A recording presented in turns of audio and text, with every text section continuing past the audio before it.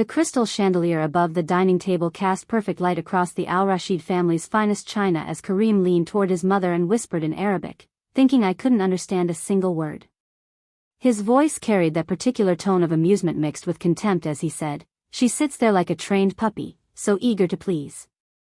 By next year, once we have the green card sorted, I can finally upgrade to someone who actually fits our world." Layla Al-Rashid covered her mouth delicately, her diamond rings catching the light as she suppressed her laughter. I continued cutting my lamb, my hand perfectly steady, my face arranged in the same pleasant smile I'd worn all evening. "Before we jump back in, tell us where you're tuning in from, and if this story touches you, make sure you're subscribed because tomorrow, I've saved something extra special for you." What they didn't know, what Kareem had somehow never discovered despite our 18-month engagement, was that I had spent 8 years living and working in Dubai. 8 years of business negotiations conducted in Arabic. 8 years of understanding not just the language, but every cultural nuance, every subtle insult, every carefully chosen word designed to demean while maintaining plausible deniability. I understood every single syllable. The realization of his betrayal didn't hit me like a thunderbolt. Instead, it settled over me like frost, cold and crystallizing, turning something I'd thought was solid into something brittle and ready to shatter. I reached for my wine glass, taking a slow sip of the Château Margaux that Kareem had selected to impress his parents, and I made a decision. I would finish this dinner. I would smile through dessert.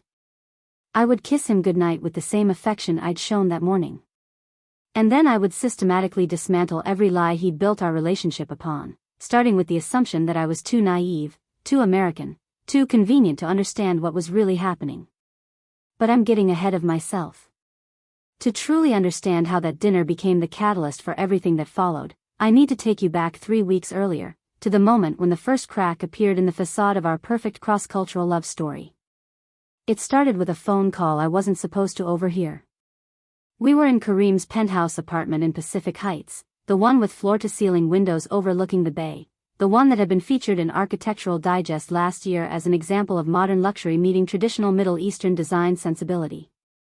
I had been in the master bathroom, dealing with a contact lens that had decided to fold in half against my cornea, when I heard Kareem's voice drift through the partially open door. He was speaking in rapid Arabic, his tone clipped and businesslike in a way that made me pause. "The timeline is perfect," he said, and I could picture him pacing near those windows, the way he always did during important calls. "The citizenship application moves forward once we're married. My lawyer says 18 months maximum after the wedding, then I'm free to proceed with the original plan." I stood frozen, one hand still holding my rebellious contact lens, listening as my future husband continued. "Vanessa understands the situation. She's been patient, waiting in London while I handle this necessary inconvenience. The family accepts Lauren because she's useful right now, a good cover, someone who makes me look stable and committed for the immigration process. But once the papers are finalized, we both know who I'm actually building a future with." The contact lens case slipped from my other hand, clattering against the marble countertop. The sound seemed impossibly loud, but Kareem's voice never faltered. Either he hadn't heard, or he was so confident in my ignorance that he didn't care. "No, Vanessa, I'm not being cruel. It's practical. Lauren comes from nothing, she has no connections in the circles that matter. She was perfect for this phase, grateful and undemanding. But for the long term, for the kind of partnership my position requires, I need someone from our world. Someone like you." I managed to get the contact lens back in my eye, though my hands were shaking. When I emerged from the bathroom, Kareem was pouring himself a scotch, his phone tucked away, his expression perfectly pleasant. "Everything all right?" he asked, and I marveled at how easily the concern in his voice came, how practiced he was at this performance. "Fine," I replied, matching his tone. "Just fighting with my contacts." That night, lying beside him in the California king bed we'd picked out together at a boutique furniture store in Nob Hill, I stared at the ceiling and reconstructed our entire relationship through this new lens. Every moment I'd interpreted as love or commitment suddenly had an alternate explanation. The way he'd been so eager to get engaged after just 8 months of dating. His insistence on introducing me to his entire extended family, making sure everyone knew about our relationship. The conversations about marriage timelines that I'd thought were romantic but now seemed suspiciously urgent.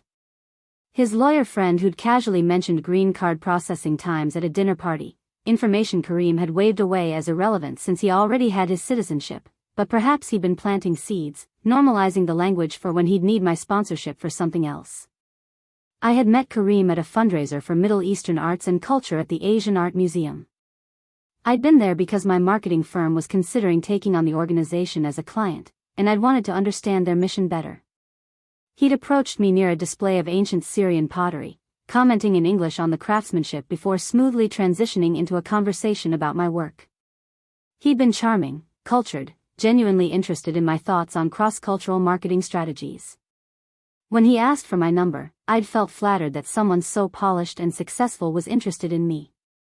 Our early dates had been sophisticated affairs at Michelin-starred restaurants and exclusive gallery openings. He'd introduced me to his world gradually, and I'd been conscious of trying to fit in, to prove I belonged despite coming from a middle-class background in Portland, Oregon, despite my state school education and my decidedly unglamorous family history. My mother was a public school teacher. My father had worked in insurance before his early death from a heart attack when I was 19. I had no trust fund, no family estate, no connections to speak of. What I did have was 8 years of international experience, fluency in a language Kareem apparently assumed I'd never learned, and a growing determination to understand exactly what game he was playing. The morning after the overheard phone call, I started my investigation carefully. I began with social media, something I'd never had reason to scrutinize before. Kareem's Instagram was professionally curated, full of photos from charity events, business conferences, and carefully staged moments of our relationship. But when I searched for Vanessa Brooks, the name he'd mentioned on the call, I found something interesting. She was a regular presence in the comments section of his posts from 2 years ago, before we'd met. Heart emojis. Inside jokes in Arabic. Photos tagged at locations in London, Paris, and Monaco. Then, about the time Kareem and I started dating, her comments stopped. But her account told a different story. Vanessa Brooks was everything I wasn't. British Lebanese, educated at Oxford, family connections to banking dynasties in Beirut and London. Her life was a cascade of luxury travel, high society events, and the kind of effortless elegance that came from generations of wealth. In recent photos, she wore a delicate gold necklace with an Arabic inscription. I zoomed in, translating the flowing script. Patience is bitter, but its fruit is sweet. I took screenshots of everything, storing them in a locked folder on my phone. Then I did something I'd never done before in a relationship. I started paying attention to Kareem's patterns. When he took calls in another room. When he angled his phone away from me. The times his mood shifted inexplicably. I noted it all in a journal I kept hidden in my gym bag, written in a mixture of English and Arabic, just in case someone found it and thought it was work notes. 3 days after the overheard conversation, Kareem announced that his family was hosting a dinner in our honor at their estate in Hillsborough. His mother wanted to celebrate our engagement properly, he said, with the full extended family present. I agreed enthusiastically, internally preparing for what I suspected would be an illuminating evening. The Al-Rashid estate sat behind iron gates on 3 acres of manicured property. The house itself was a stunning blend of modern architecture and traditional Middle Eastern design elements, all soaring ceilings and imported tile work in rooms that flowed into each other with mathematical precision. Layla Al-Rashid had overseen every detail personally, Kareem had told me with pride. It was her masterpiece, the physical manifestation of the family's success in America while maintaining their cultural identity. We arrived precisely on time, which I'd learned was expected in this family. Layla greeted us at the door, resplendent in a designer dress that probably cost more than my monthly rent. She kissed Kareem on both cheeks, then offered me a smile that never quite reached her eyes. "Lauren," she said in accented but perfect English. "How lovely you look. Come, everyone is gathering in the dining room." The family assembled around the massive table was impressive in its scope. Kareem's father, Rashid, a semi-retired import-export magnate with silver hair and a commanding presence. His sister Nadia, elegant and sharp-eyed, a corporate lawyer at one of the city's most prestigious firms.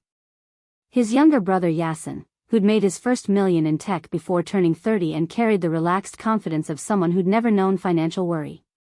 Various aunts, uncles, and cousins filled out the gathering, all dressed in that particular style that telegraphed wealth without ostentation.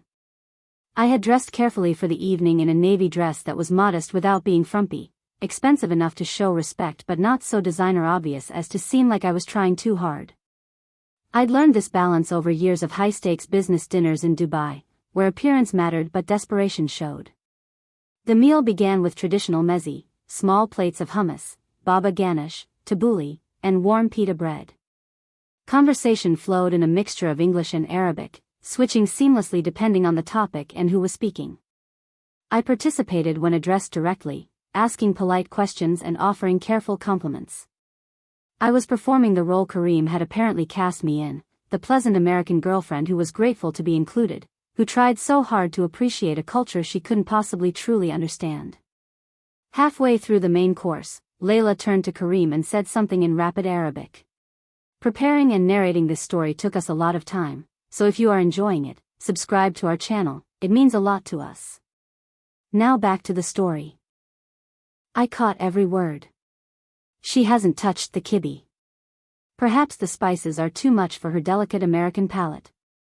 Kareem glanced at my plate, where I'd actually been enjoying the kibbe but eating slowly, and responded in the same language. She's not used to real food, mother. All those years eating bland corporate lunch fare. She tries, but you can't teach sophistication. I took another bite of the kibbe, savoring the complex blend of spices, the perfectly seasoned meat, the crispy exterior. I'd eaten this dish dozens of times in Dubai, at hole-in-the-wall restaurants in Dera and five-star hotels in downtown. I knew good kibbe when I tasted it, and this was excellent. At least she's trainable, Nadia added, her voice carrying a particular edge. Better than that disaster you brought home 3 years ago. What was her name? The actress? Irrelevant, Kareem said dismissively. This one serves a purpose. Stable, predictable, useful for the short term. The words landed like ice water in my veins, but I kept my expression pleasantly neutral, turning to Rashid and asking in English about his recent trip to Morocco. He answered graciously, and the conversation shifted to safer topics. But throughout the rest of the dinner, the Arabic comments continued. Yasin leaned toward Kareem during the salad course and muttered, "How long until the paperwork is done? Vanessa's been asking me when you'll be back in London." "Another year, perhaps less if the lawyers are efficient. Tell her to be patient. This is all proceeding according to plan." An aunt I hadn't been introduced to commented to Layla, "At least she's pretty enough. And young. That will help with the arrangement." "Beauty fades," Layla responded archly. "But utility lasts as long as it's needed. Once Kareem has what he requires, he can make better choices." I smiled and nodded when appropriate, laughed at jokes told in English, and carefully ate every course placed before me. Inside, I was cataloging every comment, every sneer, every casual dismissal. I was also noticing patterns. The way Kareem's phone buzzed repeatedly throughout dinner, and how he'd glance at it with barely concealed impatience. The meaningful looks exchanged between family members when they thought I wasn't paying attention. The careful way they'd switch to English whenever I seemed to be looking directly at whoever was speaking, maintaining the illusion of inclusion while conducting their real conversations in what they assumed was a secret language. It was during dessert, a beautiful arrangement of baklava and Turkish coffee, that Kareem delivered his final performance of the evening. He stood, raising his small coffee cup and a toast, and delivered a speech in English about family, tradition, and the joy of finding someone to share life's journey with. He talked about how I'd brought new perspective to his world, how our relationship represented the beautiful blending of cultures that made America great. His family applauded politely. I smiled adoringly. Then, as he sat back down, he turned to his mother and said in Arabic, that should keep her content for another few months. By summer, once the legal matters are resolved, I can finally be honest about what comes next. Layla patted his hand approvingly. You're handling this perfectly. Your father and I are proud of how maturely you're managing this necessity. I set down my coffee cup carefully, the delicate china making the softest sound against the saucer. Inside, something had crystallized into diamond-hard clarity. This wasn't just about Kareem using me for immigration purposes, though that would have been betrayal enough. This was about an entire family who saw me as a temporary convenience, a useful tool to be discarded once its function was complete. They had welcomed me into their home, fed me their food, and smiled to my face while discussing my expiration date in a language they believed I couldn't comprehend. They had no idea who they were dealing with. They saw Lauren Hayes, the eager-to-please American girl from Portland who'd been so grateful to be accepted into their sophisticated world. They had no concept of the woman I'd become during 8 years in one of the most competitive, cutthroat business environments in the world. The negotiations I'd navigated in Arabic with partners who tried every trick to undermine me because I was young, female, and Western. The cultural landmines I'd learned to avoid, and sometimes strategically trigger, to achieve my objectives. The friendships I'd forged with people who'd taught me that language was power, and understanding without revealing that understanding was the ultimate advantage. As we said our goodbyes that evening, Layla embraced me with artificial warmth. "You must come again soon, dear. You're practically family now." "I'd love that," I replied in flawless English, my smile perfect. "Thank you so much for including me in your beautiful traditions." In the car on the way back to the city, Kareem seemed pleased with how the evening had gone. "They really like you," he said, squeezing my hand. "My mother was worried at first, but you've won her over." "I'm so glad," I said softly. "Your family means everything to you. I want them to feel comfortable with me." "They do," he assured me. "You're exactly what I needed." The phrasing didn't escape my notice. Not what he wanted. What he needed. Like a tool. Like a means to an end. That night, after Kareem dropped me at my apartment in the Marina district, the modest one-bedroom I'd kept despite his suggestions that I move into his place, I sat at my kitchen table and began to plan. I pulled out my laptop and started making lists, mapping connections, identifying resources.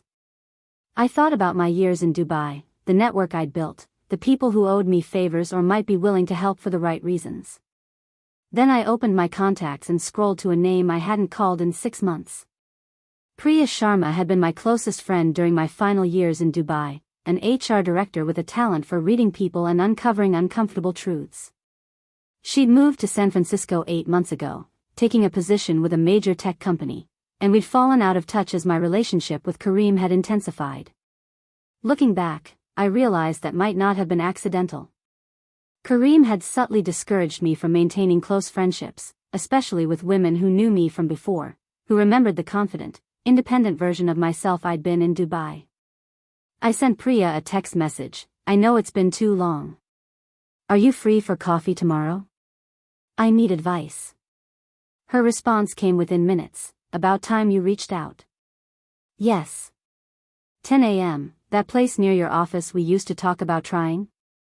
The next morning, sitting across from Priya in a sunny cafe in Soma, I told her everything. The overheard phone call. The dinner conversation in Arabic. The comments about utility and arrangements and Vanessa Brooks waiting in London. I watched her expression shift from surprise to anger to calculating focus. "Okay," she said finally, stirring her cappuccino with precise movements. "First question. What do you want? Revenge?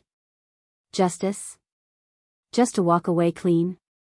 I considered the question carefully. "I want the truth exposed. I want him to understand exactly who he tried to manipulate. And I want to make sure he can't do this to someone else." Priya nodded slowly. "Then we need to document everything. Build a case. And we need to do it in a way that he won't see coming until it's too late to defend himself." She leaned forward, her voice dropping. "Do you remember Fatima Al-Mansouri from Dubai? She's here in San Francisco now, consulting for companies doing business in the Gulf. She knows people. She understands how families like the Al-Rashids operate. She might be willing to help." I did remember Fatima. She'd mentored me during my first years in Dubai, teaching me not just Arabic but the subtle social codes that govern business and personal relationships in the region. She'd also warned me repeatedly about men from wealthy families who viewed women as acquisitions rather than partners. "Can you set up a meeting?" I asked. "Already texting her," Priya said, her fingers flying across her phone screen. "Lauren, I'm glad you called me. I was worried about you. This guy, the way you talked about him the few times we spoke, something felt off. Too perfect. Too curated." "I know," I admitted. I wanted it to be real so badly that I ignored every instinct telling me to look deeper. "We all do that sometimes," Priya said gently. "But now you're looking. And now we figure out exactly what we're dealing with, and how to deal with it." Over the next week, my life split into two parallel tracks. On the surface, I continued playing the role of devoted fiancé.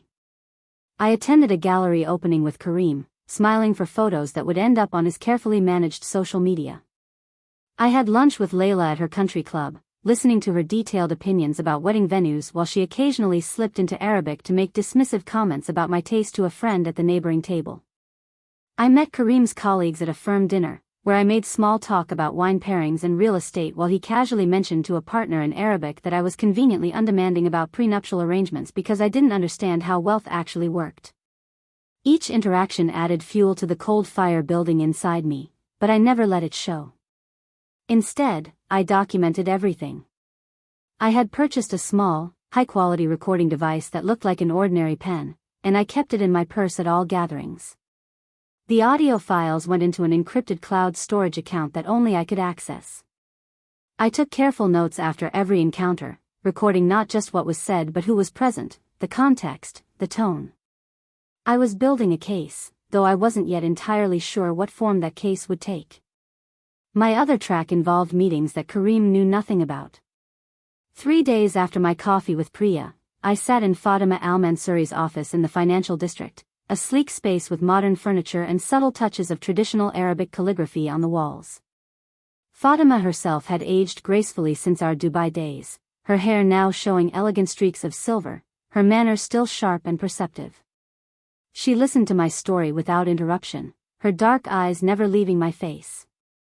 When I finished, she was quiet for a long moment, her fingers steepled beneath her chin. "The Al-Rashid family," she said finally, "I know of them. Not personally, but through connections. Syrian old money, well established in the business community here. Rashid Al-Rashid made his fortune in legitimate import-export, but there have always been whispers about how certain deals got done, certain connections maintained. Nothing provable, but enough smoke to suggest fire." "Do you think Kareem is involved in anything illegal?" I asked. "Beyond immigration fraud, I mean." "I think," Fatima said carefully, "that young men from families like his often believe rules are negotiable. They've grown up watching their fathers navigate gray areas successfully. It becomes normalized." She pulled out a leather portfolio and began writing. "You need several things. First, documentation of the fraud itself. The overheard conversations are a start, but you need something more concrete. Financial records showing intent. Communications that explicitly outline the plan." "His laptop is password protected," I said. "And he's careful with his phone." "Then we need to be smarter. Does he back up his data anywhere? Use cloud services?"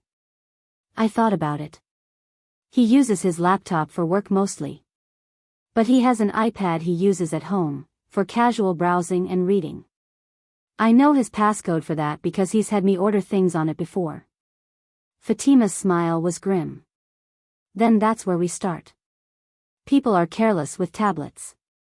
They think of them as less important than phones, less formal than computers. But they sync messages, emails, sometimes even cloud storage if he's not careful about his settings." "What am I looking for specifically?" "Communications with Vanessa Brooks. Financial transfers that might indicate supporting her or making arrangements.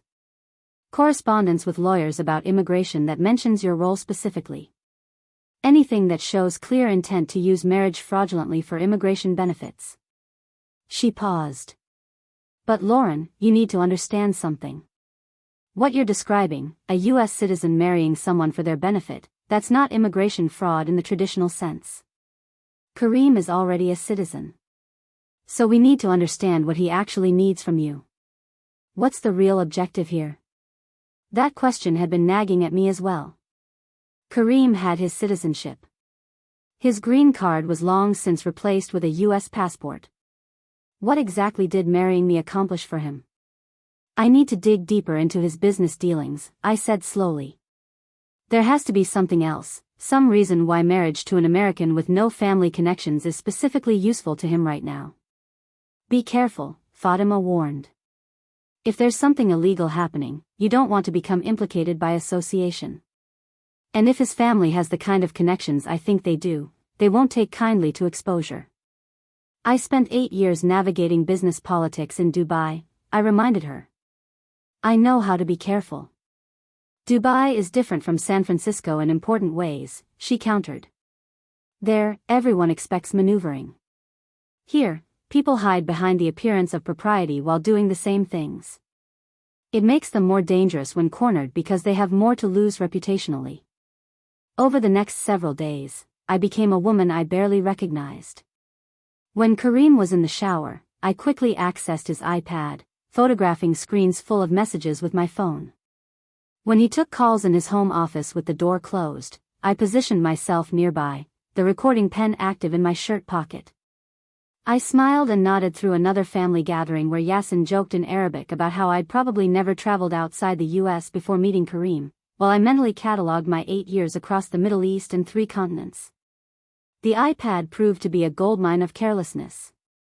Kareem had his personal email synced to it, and unlike his carefully managed work accounts, this one was a mess of undeleted messages going back months. I found correspondence with Vanessa that made my skin crawl. Messages about their future together, about properties they planned to buy, about her moving to San Francisco once the situation was resolved. There were discussions about timelines, about how patient she was being, about how much she understood that sometimes men have to make practical choices to achieve long-term goals. But more interesting were the messages with his lawyer, a man named Gregory Chen who apparently specialized in international business law. The emails were carefully worded, full of legal language that danced around direct statements, but the picture they painted was damning. Kareem was in the process of structuring a series of business deals that required him to appear as a stable, married family man. Specifically, he was trying to position himself as a trustworthy partner for Saudi investors who were expanding into the U.S. market. These investors, the email suggested, had traditional values about family and marriage. They were wary of young, single men who might be viewed as playboys or unstable. They wanted to work with someone who projected responsibility and cultural understanding. My marriage to Kareem wasn't about immigration at all. It was about image. About presenting himself as a serious, settled professional to potential partners who controlled hundreds of millions in investment capital. The wedding itself would be a networking opportunity, a chance to show these investors that he was trustworthy, that he understood how to bridge Western and Middle Eastern business cultures through his personal life. And once those deals were done, once the investments were secured and the partnerships established, I would become inconvenient. Divorce could be explained away, especially after a reasonable period. But the initial presentation, the courtship period, the wedding planning, all of it needed to show commitment and stability. I photographed everything, my hands remarkably steady as I captured page after page of evidence. When Kareem emerged from his office, I was curled on the couch with a book, the perfect picture of domestic contentment. "What are you reading?" he asked, dropping a kiss on the top of my head with the casual affection of someone who felt completely secure in his deception. "Just a novel Priya recommended," I said, holding up a thriller about corporate espionage. The irony wasn't lost on me. "How is Priya? You've been seeing her more lately." There was something in his tone, a slight edge of concern that made me look up. "She's good. We've been meaning to catch up for months. I've missed having her around." "Just remember that wedding planning is going to get intense soon," he said. "You'll need to focus. My mother has very specific expectations." Of course, I agreed. Though I was thinking maybe we should slow down a little on the wedding timeline. Make sure we get everything perfect. His expression shifted, just slightly, a tightening around his eyes. We've already set the date. 6 months from now. The vendors are booked. I know, but 6 months feels rushed for something so important. Lauren. His voice carried an edge I'd heard him use with subordinates at work but never with me. The date is set. My family is expecting it. Changing plans now would be disrespectful and frankly embarrassing. This isn't negotiable. I let my shoulders slump in surrender. You're right. I'm sorry. I'm just feeling overwhelmed. His face softened immediately, the concerned fiancé returning. That's natural. It's a big change. But you don't need to worry about anything. My mother and sisters will handle most of the details. You just need to show up and look beautiful. After he left for a late business dinner, I sat in his apartment and felt the full weight of what I was uncovering. This wasn't just personal betrayal. Kareem was using our relationship to commit fraud on a business level, to deceive investors who were making decisions worth millions based partly on his personal stability. If those deals went through under false pretenses, there could be legal ramifications that went far beyond a failed engagement. I called Priya from my car, parked in a grocery store lot 3 blocks from Kareem's building. I need a different kind of help, I said when she answered. This is bigger than personal fraud. There are business implications. I need someone who understands corporate law and potentially financial crimes.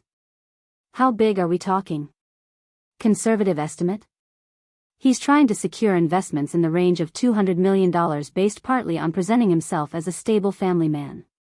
Using our engagement as part of his credentials. Priya was silent for a beat. That's securities fraud territory if he's misrepresenting material facts to investors. You need someone who handles white-collar crime cases. I might know someone, let me make some calls. 2 days later, I sat in a conference room in a high-rise near the Ferry Building, across from Catherine Reynolds, a family law attorney who apparently also had extensive experience with financial fraud cases involving marriage and business dealings. She was in her late 40s, impeccably dressed, with the kind of direct gaze that suggested she'd seen every variation of human deception. Walk me through everything, she said, her paralegal already taking notes. Start from the beginning. I did. The overheard phone call. The family dinners. The iPad evidence. The business deals. The timeline that required a wedding in 6 months to present the right image to investors. Catherine listened, occasionally asking clarifying questions, her expression giving nothing away. When I finished, she sat back in her chair. The good news is you have substantial evidence of intent to defraud, both personally and professionally. The challenging news is that prosecuting this requires careful handling. The business fraud angle is stronger than the personal betrayal angle from a legal standpoint. But exposing it could have significant ramifications for you as well. What do you mean? If Kareem is charged with any form of business fraud and you're engaged to him, you could be called as a witness. His lawyers will try to paint you as a vengeful ex with an axe to grind. They'll question your motives for gathering evidence. They might even suggest you were complicit and only came forward when the relationship soured. She held up a hand as I started to protest. I'm not saying that's true. I'm saying that's how his defense will play it. We need to be prepared for that. So what do I do? First, we document everything in a formal statement, notarized and dated. Establish a clear timeline of when you discovered what, and what actions you took. Second, we need to understand the full scope of his business dealings. Who exactly are these Saudi investors? What are the terms of the deals being structured? Is there any chance you've been named in business documents without your knowledge? That last question sent a chill through me. Could he do that? If you've signed anything giving him power of attorney, or if you're listed as a partner in any business entity, yes. Have you signed any documents for him recently? Anything he framed as routine, maybe related to wedding planning or joint accounts? I thought back through the past months. There was a document about adding me to his country club membership. And something about listing me as an emergency contact for his medical directives. He said it was standard for engaged couples. Catherine and her paralegal exchanged a look. We need copies of everything you signed. There's a chance those documents contained additional language or were attached to other forms you didn't see. It's a common tactic in relationship fraud to bury important legal language in seemingly innocuous paperwork. The paralegal, a sharp-eyed woman named Diane, spoke up. I can file requests for any business entities registered in California with your name attached. It'll take a few days, but we'll know if you've been listed as a partner or officer in anything. In the meantime, Catherine continued, you need to maintain the appearance of normalcy. Don't let Kareem know you're investigating. Don't change your behavior patterns. Can you do that? I've been doing it for 2 weeks already, I said. What's a few more? It's harder than you think, sustaining that kind of performance under stress. Especially when every interaction adds to the betrayal. You need support. Who knows about this besides Priya and Fatima? Just them. I haven't told my family. My mother would panic, and I can't deal with that right now. Consider telling at least one other person you trust. Someone who can be your reality check, who can remind you that your perceptions are valid when he inevitably tries to gaslight you if this comes out. I thought about my small circle of friends in San Francisco. Most were professional acquaintances or people I'd met through Kareem. There was Sophie Chen, a former co-worker from my marketing days who'd moved to the city around the same time I returned from Dubai. We'd stayed in loose touch, occasional coffee dates and networking meetups. She was practical, discreet, and had no connection to Kareem's world. There's someone, I said. I'll reach out to her. Over the following week, my investigation intensified. Diane's search revealed that I had indeed been listed as a partner in a limited liability company called Golden Bridge Consulting, registered 3 weeks after I'd signed what I thought was a country club membership form. The company was structured as a consultancy focused on Middle Eastern business relations. On paper, I was a co-founder with expertise in regional cultural communication. In reality, I knew nothing about it. This is what he needed, Catherine explained when she showed me the documents. Not a wife for immigration, but a business partner who could legitimize his claims of cultural expertise. You spent 8 years in Dubai. You speak Arabic. You have a background in international marketing. On paper, you make his consulting firm look credible to investors who want someone who truly understands navigating business between the US and the Gulf states. But I never agreed to any of this. No, you didn't. Which makes this fraud. He forged your partnership without informed consent, using your credentials to secure business opportunities. This is actually more serious than I initially thought. We're not just talking about personal deception or marriage fraud. This is identity theft for commercial purposes. I stared at the documents spread across Catherine's conference table. My name, my background, my 8 years of legitimate experience, all weaponized without my knowledge to build Kareem's business credibility. He hadn't just been using me as a prop in his personal life. He'd been stealing my professional identity. What's the next step? I asked, my voice steadier than I felt. We need to understand how deep this goes. Are there contracts with investors that reference you or your experience? Has he presented you to business partners as an active participant in this consultancy? We need to document the full scope of how your identity has been used. That evening, Kareem suggested we attend an upcoming mixer hosted by a trade organization focused on U.S.-Saudi business relations. It was being held at the Fairmont Hotel, he said, and several important potential partners would be there. He wanted me by his side, looking professional but approachable, representing our shared future. It'll be good for you to start meeting people in this space, he said. Once we're married, you might want to be more involved in the business side of things. Your Dubai experience could be valuable. The gall of it took my breath away. He was pretending to offer me an opportunity to be involved in a business I'd unknowingly been a partner in for months. But I smiled and agreed, already planning how to use the event to my advantage.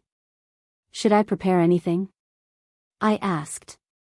Any talking points about your work? Just be yourself, he said. Talk about your time in Dubai if anyone asks. Your perspective as someone who lived there is exactly what makes you interesting to these people. The mixer was scheduled for the following Thursday. I spent the intervening days preparing, but not in the way Kareem expected. Catherine had given me specific instructions on what to listen for, what questions to ask casually, how to position myself to overhear conversations. I would be wearing a necklace with a tiny camera hidden in a decorative pendant, and the recording pen would be in my clutch. Everything that happened at that event would be documented. Priya helped me shop for the right outfit, something professional that commanded respect without being overtly business formal. We settled on tailored black pants and a silk blouse in deep emerald, paired with understated jewelry. I looked like exactly what Kareem wanted to present, a polished professional with international experience who added credibility to his venture. The night before the event, I lay awake in my own apartment, which I'd insisted on keeping despite Kareem's gentle pressure to give it up. I thought about the woman I'd been when I first moved to Dubai at 21, full of ambition and naive confidence. That woman had learned hard lessons about reading people, about understanding what wasn't being said, about protecting herself in environments where she was underestimated. She'd become someone stronger, more perceptive, more strategic. Somewhere along the way, back in the familiar comfort of an American city, I'd let my guard down. I'd wanted to believe in the fairy tale of the successful, cultured man who'd chosen me. I'd ignored instincts that had kept me safe and successful in far more challenging environments. But that woman from Dubai, the one who'd navigated complex negotiations and cultural landmines, she was still here. And she was done being underestimated. The next morning, I received a text from Kareem confirming the time for the evening event. Below it, almost as an afterthought, he'd added, "Mother says you should wear your hair up. More professional." I stared at the message, this casual instruction about my appearance for an event where I was being used as an unwitting prop.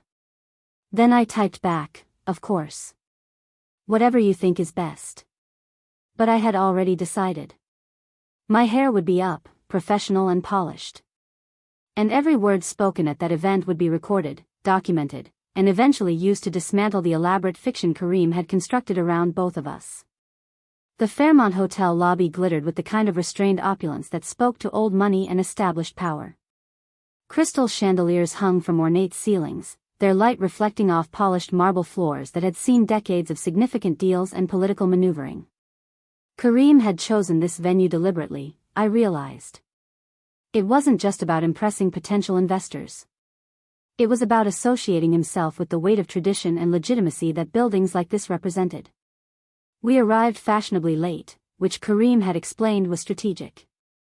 Early arrival suggested eagerness, desperation even. Walking in after the event had found its rhythm demonstrated confidence and social intelligence. I'd worn my hair up as instructed, the emerald blouse paired with the diamond studs Kareem had given me for my birthday. The ones I now suspected were less about affection and more about ensuring I looked appropriately affluent at events like this. The reception was being held in the Venetian Room, a space that managed to feel both grand and intimate. Approximately 60 people mingled in clusters, servers circulating with champagne and carefully constructed canapés. The crowd was predominantly male, mostly Middle Eastern or South Asian, with a scattering of white American businessmen who had the particular posture of people accustomed to being the most important person in any room. The few women present were either wives accompanying husbands or young professionals with the sharp-eyed intensity of people fighting for every inch of respect in male-dominated spaces. Kareem's hand settled on the small of my back, a gesture that appeared protective but functioned as control. He steered me toward a group of 3 men near the bar, all in expensive suits that managed to look both Western and subtly traditional at once. "Tariq, excellent to see you," Kareem said warmly, shaking hands with a man in his late 50s who radiated the particular authority of generational wealth. "Allow me to introduce my fiancé, Lauren Hayes." "Lauren, this is Tariq Al-Zarani, Managing Director of Crescent Capital Holdings." I extended my hand, offering a smile that was professional but not overly familiar. "A pleasure to meet you, Mr. Al-Zarani." His handshake was firm, his appraisal quick but thorough. "Miss Hayes. Kareem has mentioned you. You spent time in the Gulf region, I understand?" 8 years in Dubai, I confirmed. "I worked in marketing and communications for international clients." "Fascinating," Tariq said, though his tone suggested polite interest rather than genuine engagement. "Dubai has changed remarkably in recent years." "When were you there?" I provided the dates, watching as he calculated my age at arrival and departure. 21 to 29. Young, but not so young as to be completely inexperienced. Old enough to potentially know something useful, but young enough to be dismissed if convenient. And now you're back in San Francisco, one of the other men said, his accent placing him as Lebanese. Do you find it difficult, adjusting back to American life after so long abroad? It was a test question, I realized. The wrong answer would mark me as someone who'd merely been a tourist in Dubai, playing at international experience without truly engaging. The right answer required nuance. In some ways, I said carefully. Dubai has an energy and ambition that's intoxicating. But I missed aspects of American culture too. The directness, the informality in certain contexts. Both places have their strengths. Tariq's expression shifted slightly, a hint of approval. A diplomatic answer. Kareem mentioned you bring valuable cultural perspective to his consultancy work.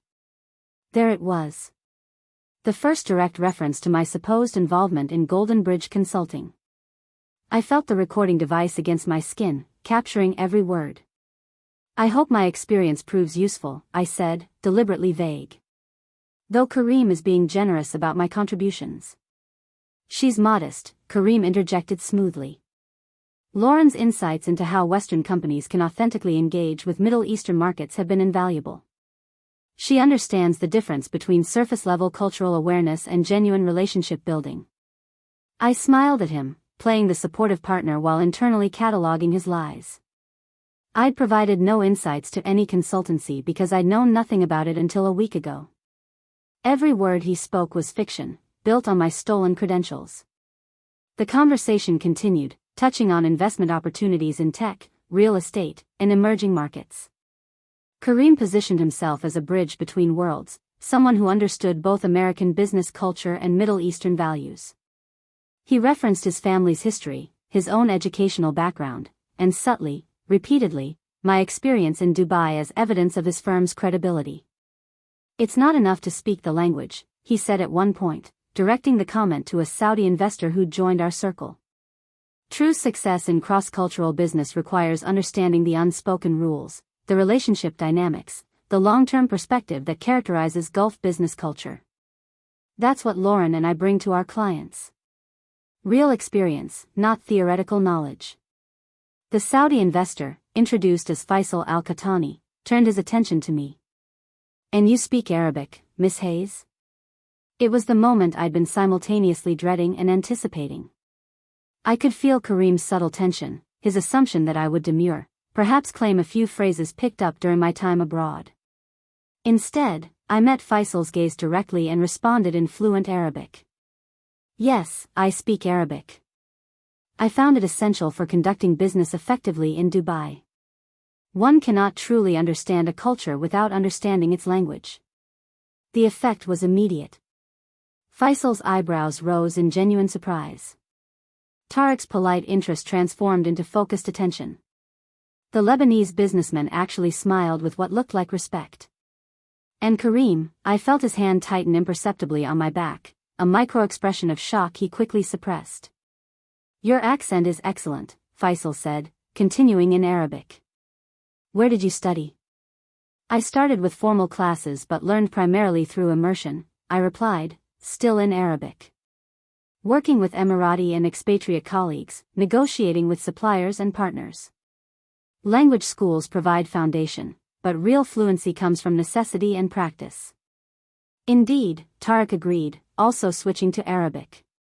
His dialect was distinctly Saudi, more formal than the mix of Levantine and Gulf Arabic I'd grown accustomed to in Dubai. Tell me, what did you find most challenging about business culture in the Emirates? We continued in Arabic for several minutes, a conversation about the balance between traditional relationship-based business practices and the increasing influence of Western corporate structures in Dubai's economy. I was careful to be knowledgeable without being assertive, to demonstrate expertise while remaining deferential to their greater experience and authority. It was a delicate balance I'd learned over years of navigating predominantly male business environments. Kareem couldn't participate fully. His Arabic was functional but not fluent, learned at home but never truly refined through professional use. He could follow the conversation, understand the general thrust, but lacked the vocabulary and cultural references to contribute meaningfully.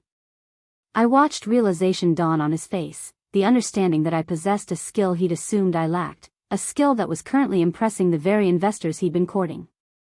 When we finally switched back to English, supposedly for Kareem's benefit but really to include the American investors who'd been hovering nearby, the dynamic had shifted. These men no longer saw me as merely Kareem's attractive fiancé, a pleasant accessory to his business presentation. I was someone with legitimate credentials, actual experience, real value. "Lauren," Tariq said thoughtfully, "Kareem mentioned your consultancy focuses on helping American companies navigate Middle Eastern markets. Do you also work with Middle Eastern firms expanding into the U.S.?" It was a direct question about services I'd never actually provided, a business I'd never consciously agreed to be part of. I felt the weight of the recording device, the knowledge that my answer would be documented. "The goal is to facilitate understanding in both directions," I said carefully. "Though much depends on the specific needs of each client." "We should discuss this further," Tariq said to Kareem. "I have several colleagues in Riyadh who are exploring U.S. investment opportunities. They're concerned about cultural missteps, regulatory compliance issues, reputation management. Someone with genuine expertise in both environments would be valuable." "Absolutely," Kareem agreed, his professional smile firmly in place despite whatever was happening internally. "Let's schedule a proper meeting to discuss specifics." As Tariq and his colleagues moved on to another group, Kareem leaned close, his voice low. "You never mentioned you were fluent in Arabic."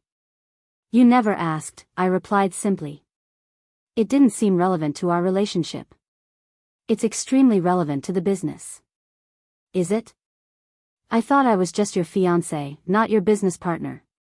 His eyes narrowed slightly, trying to read whether there was challenge in my tone or just innocent observation. "You could be both. We should talk about this later, about how you might want to be more involved in Golden Bridge." "Maybe," I said noncommittally. "Though I'm still focused on wedding planning right now, like you said." The rest of the evening followed a similar pattern. Kareem introduced me to investor after investor, each time highlighting my Dubai experience, my cultural knowledge, my language skills. Each time, I performed my role perfectly. Knowledgeable but not threatening. Experienced but still deferential. Impressive enough to add credibility to Kareem's pitch but not so impressive as to overshadow him. I also listened carefully to every conversation, making mental notes of names, companies, investment figures being discussed. The recording device captured it all, but I wanted my own memory of who was involved and how deep the web of potential fraud extended. During a moment when Kareem was pulled aside by a colleague, I found myself near the bar next to a woman around my age, one of the few other females at the event. She was striking, with dark hair and sharp features, dressed in a navy suit that screamed expensive professionalism. "Quite the performance," she said quietly, ordering a vodka tonic. "You handled Tariq beautifully. He's notoriously difficult to impress." "Just being honest about my experience," I replied, unsure if this was friendly observation or subtle criticism. "Nadia Al-Rashid," she said, extending her hand. "Kareem's sister. We met at the family dinner, though we didn't really talk." "Of course." The corporate lawyer's sister who'd made dismissive comments in Arabic about my sophistication. I shook her hand, maintaining my pleasant expression. "I remember. You're with Morrison and Chen, right? Corporate law? Securities and international business transactions," she confirmed. "I actually helped structure some of the deals Kareem pursues." "Your Arabic surprised him tonight." "Surprised all of us." "I'm full of surprises," I said lightly. "Apparently." She studied me with an intensity that reminded me of her brother. "How much do you actually know about Golden Bridge Consulting?" The question was pointed, deliberate. I had a choice. Continue the innocent fiancé act, or let Nadia know I was aware of the deeper game being played. "Enough to know I should probably learn more," I said carefully. "It's been developing while I've been focused on other things." Kareem has a tendency to move quickly, to see opportunities and seize them without always bringing everyone along on the journey, Nadia said. It served him well professionally, but it can create complications. I imagine it can. The investors here tonight, they're serious people representing serious money. They expect full transparency from partners. Anything that seems misleading, any suggestion of fraud or misrepresentation, they'll walk away instantly. And they have long memories in these circles. Was she warning me? Threatening me? Testing to see if I knew more than I'd revealed? Her expression gave nothing away. Then it's fortunate everything is legitimate, I said, meeting her gaze steadily. Fortunate indeed. She took a sip of her drink. You're smarter than Kareem gave you credit for. I wonder if he's realized that yet. Before I could respond, Kareem returned, his hand immediately finding my elbow. Nadia, stop monopolizing my fiancé. There are other people who want to meet her. I'm sure there are, Nadia said, her smile not reaching her eyes. Lauren, we should have lunch sometime. Just us. I think we'd have an interesting conversation. As Kareem steered me away, I processed the exchange. Nadia knew something was wrong, or suspected it. Whether she was trying to protect her brother, warn me, or position herself for some outcome I hadn't yet identified, I couldn't determine. But she'd made it clear she recognized I wasn't the naive fool they'd all assumed I was. The evening wound down after another hour of similar interactions. Kareem was energized, practically vibrating with excitement as we left the hotel. Several investors had expressed serious interest in meetings. Tariq had specifically mentioned wanting to discuss bringing Lauren's expertise into a consulting arrangement for his portfolio companies. Faisal had suggested flying us to Riyadh to meet with his partners. That was incredible, Kareem said as we waited for the valet to bring his car. You were perfect. Better than perfect. The Arabic, the cultural knowledge, the way you engaged with them. This changes everything, Lauren. We can really build something here. We? I asked softly. Yes, we. You'd be a full partner in this. Not just on paper, but actually involved. Think about it. Your experience, my connections and business development skills, my family's network. We could create something significant. I thought I was just supposed to look pretty and plan our wedding, I said, echoing his earlier dismissiveness with a light tone that suggested I was joking. Don't be ridiculous, he said, missing or ignoring the edge in my words. You're clearly capable of much more. I was protecting you before, not wanting to pressure you into the business world when you seemed content with more domestic focus. But tonight showed you're ready for this level of engagement.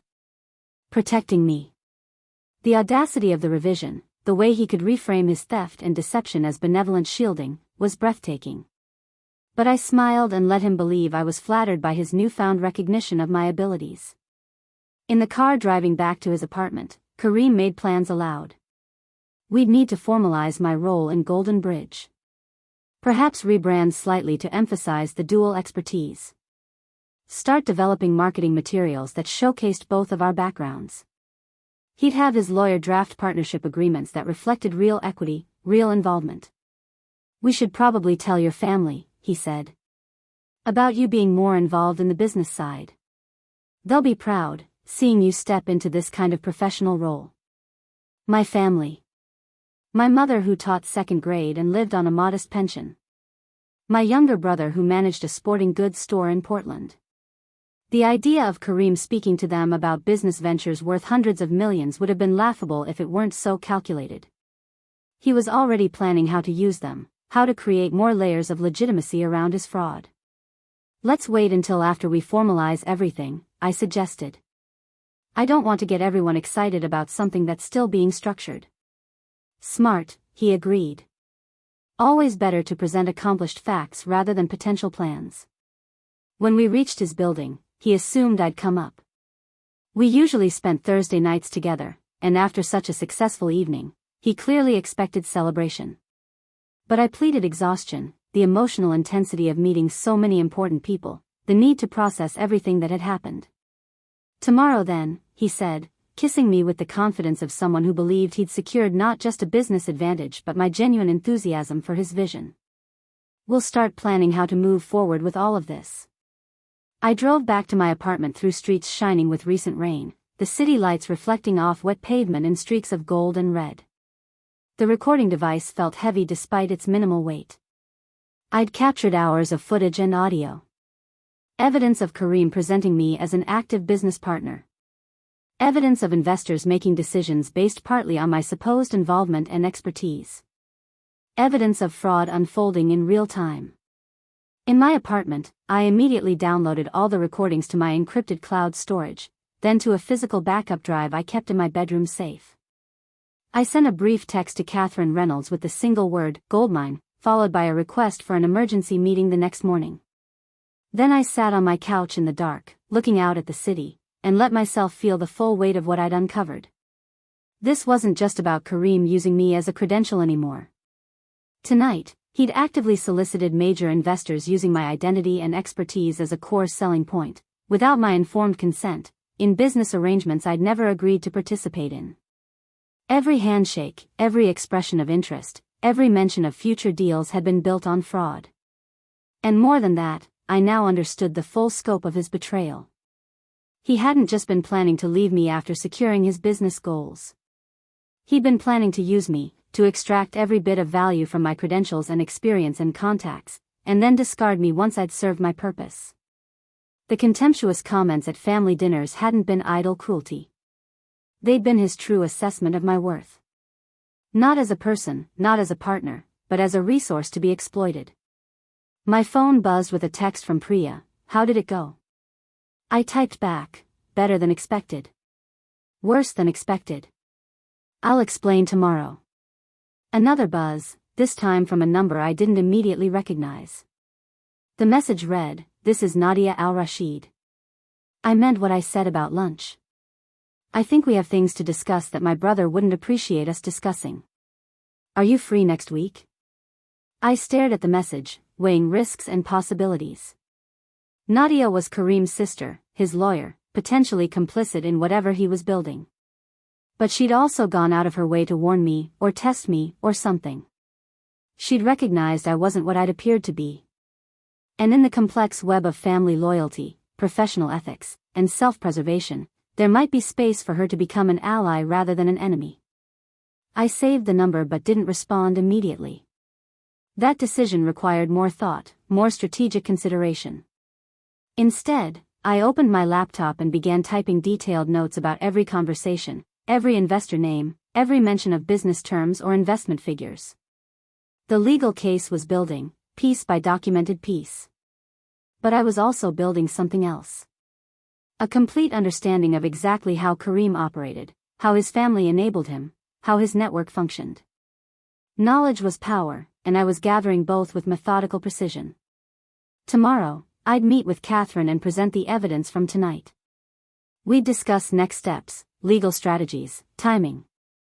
But tonight, alone in my apartment with the city lights spreading below my window, I allowed myself a moment of cold satisfaction. Kareem thought tonight had been his triumph, the moment when everything came together. He had no idea it was actually the beginning of his complete unraveling. My phone buzzed one more time. Kareem, sending a photo from the event. The two of us with Tariq and Faisal, all smiles and professional confidence. The caption read, "The beginning of something amazing. I'm so glad you're by my side for this journey." I looked at the photo, at my own face smiling back at me, and thought about the journey he imagined versus the one that was actually unfolding. Then I saved the image to my evidence folder and set my phone aside. The game had changed tonight. Kareem just didn't know it yet. Catherine Reynolds sat across from me in her conference room the next morning, surrounded by printouts of transcripts from the recording device, her laptop open to financial documents, and 3 legal pads already filled with notes. Her paralegal Diane was on speaker phone with what sounded like a securities fraud specialist from the district attorney's office. The evidence from the Fairmont event had transformed this from a case of personal betrayal into something that required coordination with multiple agencies. The moment he presented you as an active partner to those investors without your knowledge or consent, he crossed a legal line that has serious ramifications, Catherine explained, tapping her pen against one of the transcripts. This isn't just identity theft anymore. He's using your credentials to induce investment in a business entity. That's securities fraud. The SEC will be very interested in this, as will the California Department of Business Oversight. What about the investors? I asked. The people he's misleading. Do they have legal recourse? Potentially, yes. If they invest based on representations about your involvement that turn out to be false, they could sue for damages. But more immediately, they need to be informed before they commit significant capital based on fraudulent claims. She paused, considering. The question is timing. Do we expose this now, before deals are finalized, or do we let it develop further to establish a stronger pattern of fraud? Letting it develop means more people get hurt, I said. More investors deceived, more money potentially lost. True. But moving too quickly means Kareem might claim this was all a misunderstanding, that he genuinely believed you were on board with the partnership. The paperwork listing you as a partner, while fraudulent in execution, could be used to muddy the waters about intent. Catherine leaned forward. What we need is evidence that he knows you're not truly consenting, that this is deliberately deceptive. The Arabic conversations at family dinners help establish that he views you as a tool rather than a partner, but we need something more recent, something directly tied to the business fraud. I thought about Nadia's text message, still unanswered on my phone. His sister reached out to me last night. She suggested we have lunch, said there were things to discuss that Kareem wouldn't appreciate. She knows something is wrong. Is she trying to protect him or protect herself? I'm not sure yet. Maybe both. She's a corporate lawyer. She helped structure his deals. If this goes public and it turns out she was involved in the fraud, her career is over.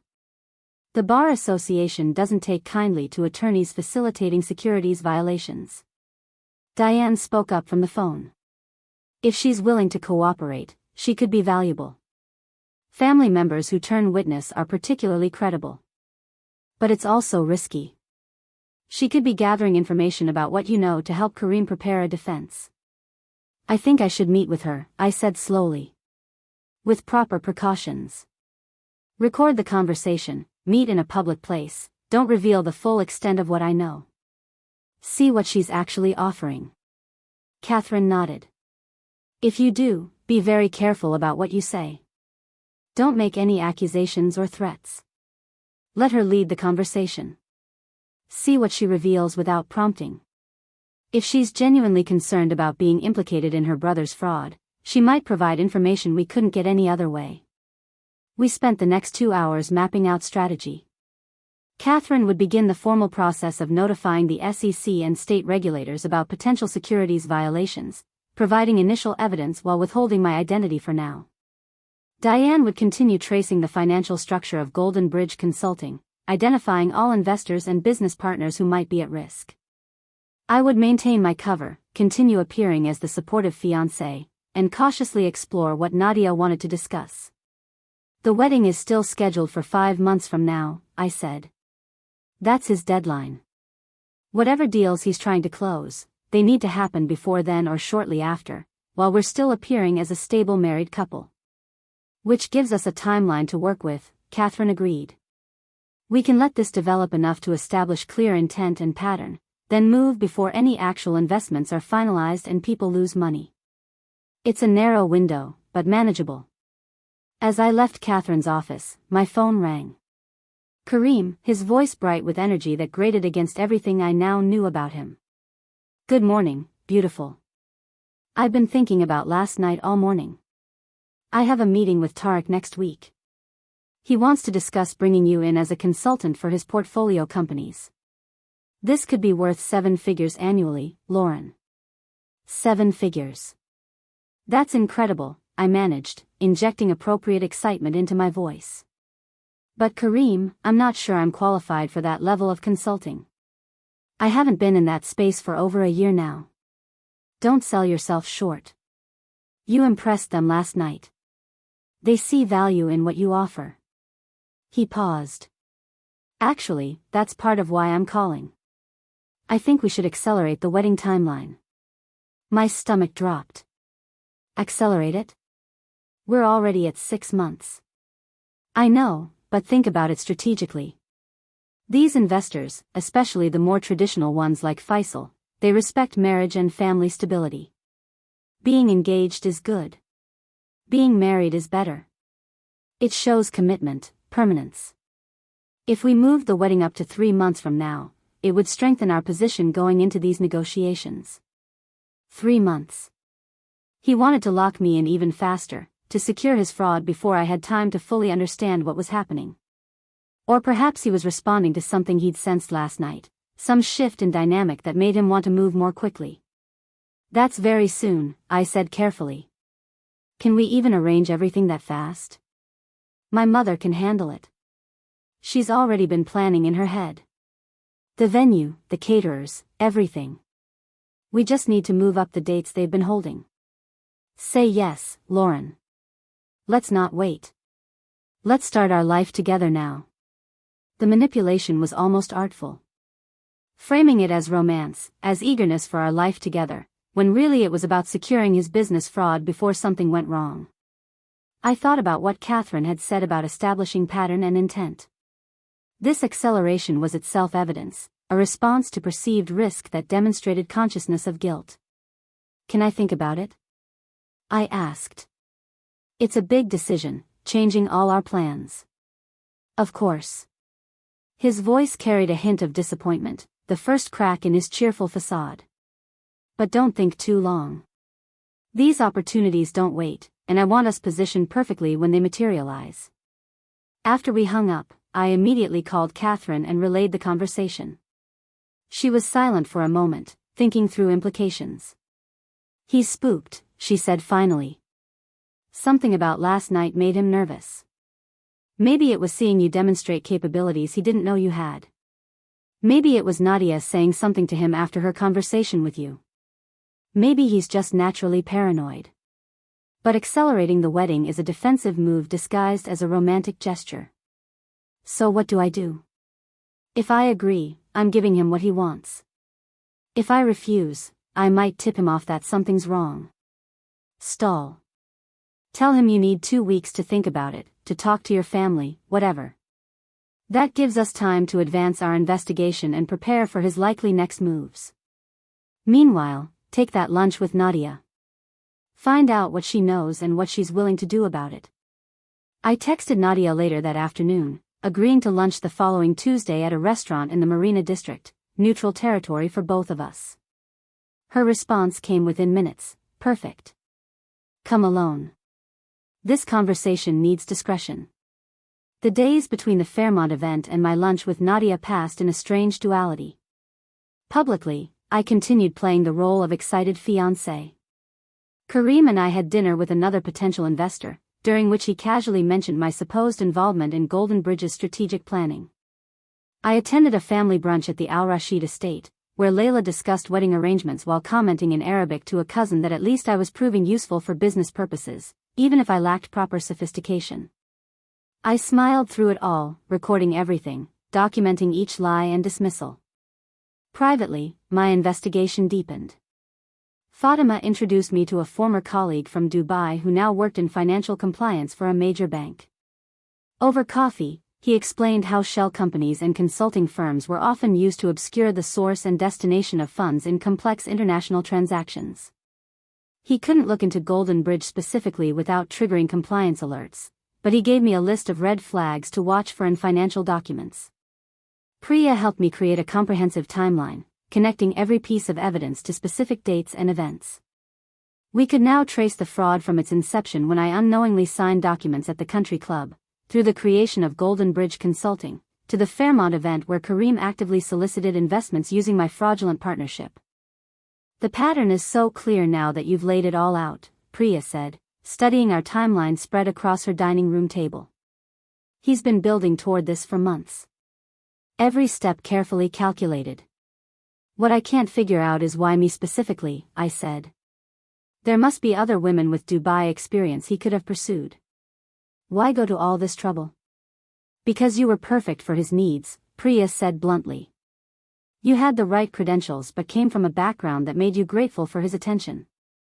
No family connections that might interfere or ask difficult questions.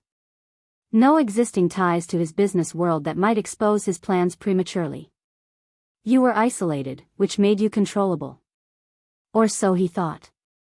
The assessment stung because it was accurate. I had been isolated when I met Kareem, still finding my footing after returning from Dubai, building a new life in a new city. I'd been vulnerable to his attention and the promise of belonging to something established and sophisticated. Tuesday arrived with unseasonably warm weather, the kind of crystalline San Francisco day where the fog burned off early and the bay sparkled like scattered diamonds. I dressed carefully for lunch with Nadia, professional but not intimidating, the recording pen secure in my purse along with a backup recording app running on my phone. The restaurant Nadia had chosen was upscale Italian, the kind of place where privacy was guaranteed by strategic seating arrangements and servers who knew when to disappear. She was already there when I arrived, seated at a corner table with a view of the bay, a glass of white wine already in front of her. "Lauren, thank you for coming," she said as I sat down. "I wasn't sure you would. Your message suggested it was important." "It is." She waited while the server took my drink order and departed before continuing. "I'm going to be direct because I think we're both too intelligent for games. You know about Golden Bridge Consulting, don't you? Your actual involvement, or lack thereof?" I measured my response carefully. "I know I'm listed as a partner in a company I didn't knowingly agree to join. And you know my brother has been presenting you to investors as an active participant in business planning and strategy." "I'm aware." Nadia took a sip of her wine, her expression unreadable. "I helped structure Golden Bridge. I prepared the LLC paperwork, filed the documentation. When Kareem brought me the partnership agreements with your signature, I accepted them at face value. It wasn't until after the Fairmont event, when I saw how you handled yourself, that I started questioning the narrative he'd given me." "What narrative was that?" "That you were shy about business involvement but willing to lend your name and credentials to help him build something. That you preferred to stay behind the scenes while he handled investor relations. That you'd signed everything willingly but wanted minimal active participation." She leaned forward slightly. "But the woman I watched work that room, who spoke fluent Arabic and engaged with serious investors on complex topics, that wasn't someone shy about business. That was someone who'd been kept in the dark." "Why are you telling me this?" "Because I'm an officer of the court, and I have ethical obligations that supersede family loyalty. If my brother committed fraud, and I assisted even unknowingly, my career is finished. The Bar Association will disbar me. Every deal I've worked on will be scrutinized. My professional life will be destroyed." Her voice was steady but her eyes betrayed fear. "I need to know exactly what happened, and I need to figure out how to address it before it becomes a criminal matter that takes me down with him." "You're protecting yourself," I said flatly. "Yes. But I'm also trying to determine the right course of action. If Kareem forged your consent, that's a crime. If he's defrauding investors using false credentials, that's a crime. I can't be party to either." The server returned to take our orders. We both requested salads neither of us would eat, going through the motions of normalcy while negotiating something far more consequential. After he left, I made a decision. Nadia was offering information, potentially cooperation. That was valuable enough to risk limited disclosure. "I never agreed to be a partner in Golden Bridge," I said quietly. "I signed what I thought was a country club membership form. I had no knowledge the company existed until recently. Every presentation Kareem has made about my involvement has been without my knowledge or consent." Nadia closed her eyes briefly. "That's what I was afraid of. The signature pages he showed me, they must have been from other documents. He probably scanned your signature and placed it digitally on the LLC papers." "You're saying you didn't witness me signing the partnership agreements?" "No. He presented them to me already executed, with notary stamps. I had no reason to question their legitimacy." She pulled out her phone, scrolling through what appeared to be document images. "Here. This is what he gave me." She turned the screen toward me. My signature appeared at the bottom of a partnership agreement for Golden Bridge Consulting, dated 4 months ago. Above it, dense legal language about equity distribution, profit sharing, and responsibilities. I'd never seen this document before in my life. That signature is real, I said, studying it. But I didn't sign this paper. He must have taken it from something else. Which means document fraud, forgery, and if any investors commit funds based on these false representations, securities fraud. Nadia set her phone down. I need to withdraw from representing him immediately. And I need to report this to the State Bar Ethics Committee. Will you testify about what you know? If it comes to that, yes. I won't perjure myself or obstruct justice to protect him. But Lauren, you need to understand something about my family. They won't accept this quietly. My mother, my father, they've spent decades building a reputation in this community. A scandal like this, especially one that involves criminal fraud, it will devastate them. That's not my problem, I said, hearing the hard edge in my voice. Your brother chose to commit fraud. Your family chose to enable his behavior, to dismiss me in Arabic at dinner parties while he stole my professional identity. Whatever consequences follow are ones they earned. I'm not asking you to protect him, Nadia said carefully. I'm warning you that they will fight back. They'll hire the best lawyers, they'll use their connections, they'll try to destroy your credibility. My mother especially, she'll paint you as a scorned woman making up stories because the relationship went bad. They have resources and relationships you can't match. Maybe not. But I have something better. I have the truth, and I have evidence. I leaned back in my chair. I also have 8 years of experience navigating environments where powerful men underestimated me. Your family isn't the first to make that mistake. A small smile crossed Nadia's face. No, I suppose they're not. Kareem certainly made that mistake. She paused. What's your timeline? When are you planning to act on this? Why do you need to know? Because I need to withdraw as his counsel formally before any legal action begins. I need to protect myself procedurally. If you're about to file complaints with the SEC or state regulators, I need advance warning to ensure I'm not caught in the blast radius. I considered the request.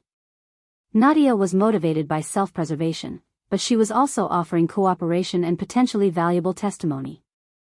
Her withdrawal as Kareem's lawyer would itself be a signal that something was wrong, might even prompt him to make defensive moves that would further establish his consciousness of guilt.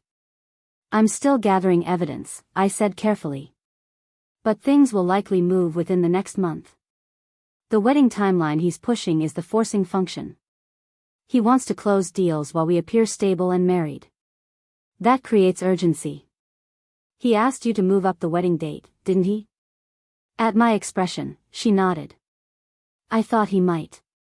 He's feeling pressure, probably because you demonstrated capabilities he didn't know about at the Fairmont event. He's trying to lock things down before his control slips. Our salads arrived, providing a momentary break in the intense conversation. We both picked at the food, neither of us having any real appetite. After the server departed again, Nadia pulled out a business card and wrote something on the back. This is my personal cell number and my personal email, not my work contacts, she said, sliding it across the table. If you need documentation of his business dealings, if you need testimony about what I witnessed, contact me directly. I'll cooperate fully. But please, give me warning before things become public so I can take the necessary steps to protect my license. Why should I trust you? You're his sister. For all I know, you're gathering information to help him prepare a defense. Because I've spent 10 years building a career based on integrity and ethical practice. I won't throw that away for anyone, including family. My brother made choices that have consequences. I won't become collateral damage in his fraud. She met my eyes steadily. And because despite everything, I actually respect what you're doing. You could have just walked away, broken off the engagement quietly and moved on with your life. Instead, you're holding him accountable. That takes courage. After lunch, as we parted outside the restaurant, Nadia touched my arm briefly. Be careful, Lauren. Not just of Kareem, but of my mother. Layla is more dangerous than she appears. She's protected him his entire life, smoothed over problems, used family connections to make difficulties disappear. She won't stop just because the problem is bigger this time. I watched her walk away toward her car, then headed in the opposite direction toward where I'd parked. My phone was heavy with the recording of our entire conversation, another piece of evidence for the growing file. Nadia's warnings about the family fighting back were concerning but not surprising. Wealthy families with reputations to protect could be formidable opponents. But I'd spent years in business environments where being underestimated was the default. Where men assumed my youth or gender or Western origin meant I could be easily dismissed or manipulated. I'd learned to use those assumptions against them, to appear less knowledgeable than I was, to let them underestimate me right up until the moment I proved them catastrophically wrong. The Al-Rashid family thought they knew who I was. A convenient American girl, useful for image purposes, grateful for their acceptance, incapable of understanding their Arabic dismissals or complex business machinations. They had no idea what was coming. That evening, I met with Catherine and presented the recording of my lunch with Nadia. She listened to the entire thing without interruption, taking occasional notes, her expression growing more satisfied as the conversation progressed. "This is excellent," she said when the recording ended. Nadia's confirmation that she never witnessed you signing the LLC documents, that Kareem presented them as already executed, that establishes clear fraud. Her willingness to testify as a family member who was also deceived makes her an extremely credible witness.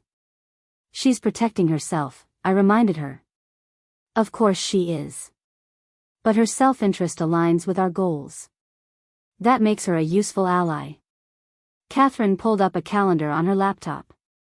"Based on what she said about timing, I think we should move forward with formal complaints to regulators within 2 weeks. That gives Nadia time to file her withdrawal as counsel, which itself will create suspicion and potentially prompt Kareem to make mistakes. Meanwhile, we continue gathering evidence of any new fraudulent representations he makes." "He's meeting with Tariq Al-Zarani next week about consulting contracts," I said. "He'll almost certainly present me as an active participant without my knowledge or consent. That would be another instance of active fraud. Can you be present for that meeting?" "He hasn't invited me. He said it was preliminary, just the two of them discussing scope and terms." "Perfect. Record him discussing your involvement without you there. It demonstrates he's making representations about you that he knows you haven't agreed to." Catherine made a note. "We're getting close, Lauren. Another week or 2 of documentation, then we move. Are you ready for what comes next?" I thought about Kareem's smug confidence, his family's contemptuous dismissals, the investors being deceived, and my own stolen identity being used for fraud. I thought about the recording pen and the encrypted files and the careful documentation of every lie. "I've been ready since the moment I understood Arabic at that first family dinner," I said. "Everything since then has just been building the case. Now it's time to present the evidence."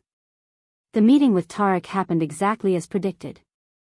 Kareem returned to his apartment afterward, energized and oblivious, telling me how he'd secured a preliminary agreement for consulting services worth $1.2 million annually. He described in detail how he positioned my expertise as central to the value proposition, how Tariq specifically wanted my insights on cultural navigation for his portfolio companies entering Middle Eastern markets. "You'll need to meet with him next month," Kareem said, pouring himself a celebratory scotch. "He wants to discuss specific deliverables, timeline, that sort of thing. This is really happening, Lauren. We're building something incredible." I smiled and congratulated him while my phone recorded every word from its position on the coffee table, capturing his admission that he'd committed me to work I'd never agreed to perform. That recording joined the others in my encrypted files, one more piece of an overwhelmingly comprehensive case. 2 days later, Catherine filed formal complaints with the Securities and Exchange Commission and the California Department of Business Oversight. The complaints detailed the fraudulent partnership documents, the misrepresentation to investors, the pattern of using my identity without consent. She included audio recordings, financial documents, testimony from Nadia about the suspicious circumstances of the LLC formation, and my own sworn statement detailing the entire timeline. Simultaneously, She sent formal notification letters to every investor Kareem had approached, informing them that representations made about my involvement in Golden Bridge Consulting were fraudulent and that they should cease any negotiations pending investigation of securities violations. The response was immediate and catastrophic for Kareem. Within 24 hours, Tariq al-Zahrani withdrew from all discussions. Faisal al-Qahtani's lawyers sent a letter threatening legal action for attempted fraud. The trade organization that had hosted the Fairmont event issued a statement distancing themselves from Golden Bridge Consulting. Kareem's phone began ringing constantly with investors demanding explanations, lawyers asking questions, business contacts suddenly unavailable. I was at my apartment when he finally called me, his voice tight with barely controlled rage. "What did you do?" he demanded. "Investors are pulling out, saying there's some fraud investigation. The SEC contacted my lawyer." "What did you do, Lauren?" "I told the truth," I said calmly. "About never agreeing to be your business partner. About you forging my consent. About you using my credentials to defraud investors." The silence on the line was absolute. Then, in Arabic, he said something vicious and dismissive that roughly translated to calling me an ungrateful fool who destroyed something she was too stupid to understand. "I understood every word you just said," I replied in fluent Arabic. "Just like I understood every word at your family dinners. Every insult, every dismissal, every contemptuous comment about how I was just a temporary convenience. I've understood all of it from the beginning." Another silence, longer this time. When he spoke again, his voice had changed, becoming calculating. "You recorded us. At family events, private dinners. That's illegal in California without consent." "Actually, California is a two-party consent state for phone calls," I said. "But for in-person conversations where there's no reasonable expectation of privacy, like family dinners with a dozen people present, recording is perfectly legal." My lawyer made sure I understood the distinction. "You planned this," he said slowly. "All of it. Playing dumb, pretending not to understand Arabic, letting me think you were clueless about the business. I didn't plan your fraud, Kareem. That was all you. I just documented it thoroughly once I discovered what you were doing. My family will destroy you for this. We have resources, connections. You're nobody from nowhere. Do you really think you can win against us?" "I already have," I said quietly. "The evidence is with federal regulators. Your investors know the truth. Your sister has withdrawn as your counsel and is cooperating with investigators. It's over." I ended the call and immediately blocked his number. Within an hour, Layla Al-Rashid tried calling. Then Yasin. Then numbers I didn't recognize, probably other family members or lawyers. I blocked them all, letting Catherine handle any legitimate legal communication. The next 2 weeks were intense. Federal investigators interviewed me multiple times. I provided copies of all my evidence, walked them through the timeline, explained how Kareem had systematically used my identity for fraud. Nadia testified about the suspicious circumstances of the LLC formation and her brother's pattern of misrepresentation. Other victims came forward, including 2 previous girlfriends who'd unknowingly had their names used in other business schemes. The Al-Rashid family hired expensive lawyers and tried exactly what Nadia had warned they would. They painted me as a vindictive ex-fiancé fabricating stories. They claimed the partnership had been legitimate, that I'd simply changed my mind and was now lying to avoid business obligations. They suggested I'd been complicit all along and only came forward when the relationship ended. But the evidence was overwhelming.